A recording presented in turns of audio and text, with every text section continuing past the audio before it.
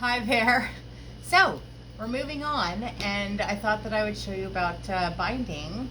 I make my bindings quite small. I feel like the binding is not meant to really, in most cases, accentuate the quilt. And so what I do generally is I take a bolt of fabric and I kind of put it underneath of here and I audition it. And since my binding is going to be small, I feel like this fabric is, it's good enough.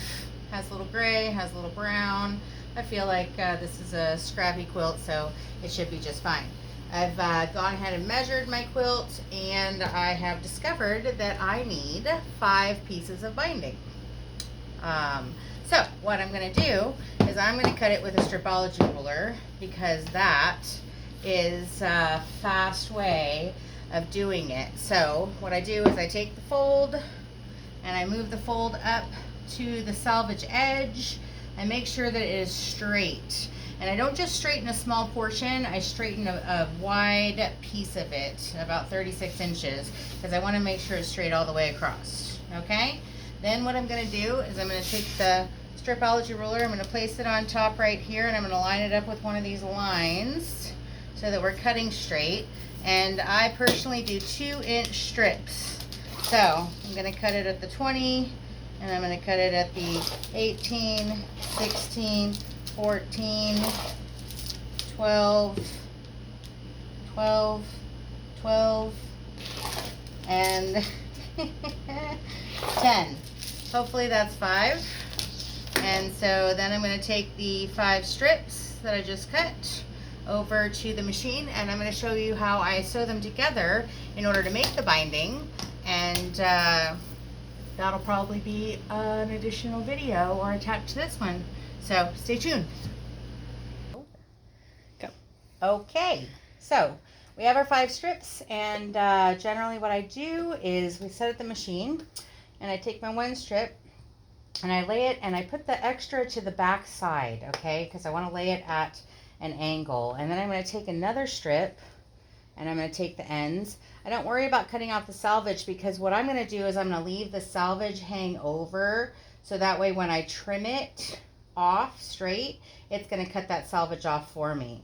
And so I just make an X, and I go ahead and stick my fabric underneath of the foot, and then I look for this spot right here. So this is my 1/4 inch tape line, and that's my center. That's lined up with my needle. And so if I actually line that up and I have my needle on the other point, I should be good to go to just sew that little seam right there, and it should turn out straight. So I'm going to go ahead and do that.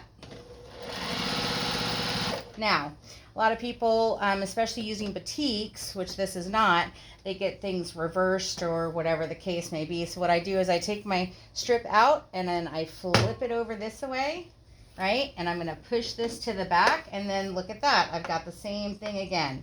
This one's going down.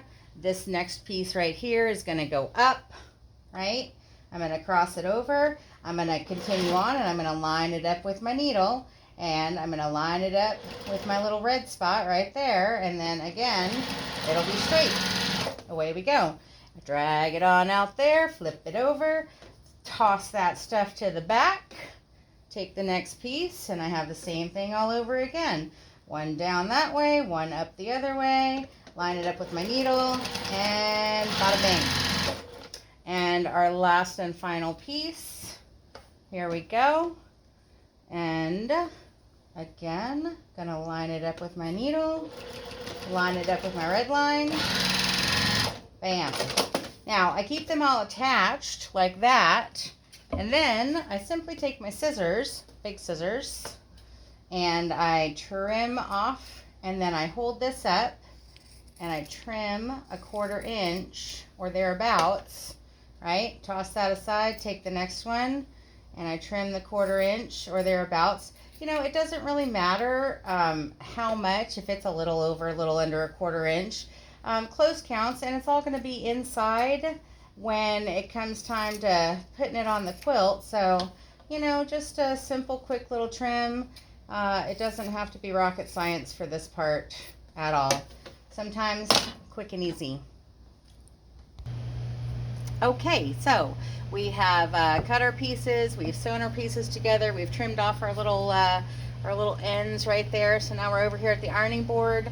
There's some fancy gadgets out there, but I'm just, you know, a quick and easy kind of girl. So we're just going to fold it in half, and we're going to take our heated iron and just try to keep this edge lined up. So I just kind of fold it over and press along the edge there, and then I slide it straight down, right? I straighten this part out, and then I keep on going. Just a little bit at a time. You'll find it only takes a few minutes. It's not very long at all, and you'll have your whole binding already pressed down. So you want to make sure that when you get to this section here where you have a joint, you want to make sure that you give that a little extra pause, because it has some extra thicknesses in there, and so you want to make sure it's good and flat. And lickety split, it'll be done, and then you will be ready to sew your binding on, which again is a pretty quick and easy little process. And of course the handwork is going to take quite a bit longer, but yeah, ironing this is it's pretty easy, not too hard. Just takes a second. Usually I use the whole length of the ironing board, but really any size ironing pad you have, you can manage it. You could probably manage it in an RV. Hell, you could probably manage it in a tent. As long as you have the power for the iron, you're good to go. I love this iron. This is a Reliable Velocity vapor iron. It's fantastic. I don't know what genius made it, but my hat's off to him. All right. Oh, don't let it get off track. Don't let it get off track. Keep it nice and even. It's going to matter when you put it on your quilt. It's going to matter that those two edges are lined up nice and even.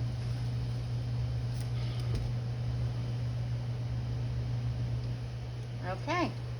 And in 5, 4, 3, 2, 1, done!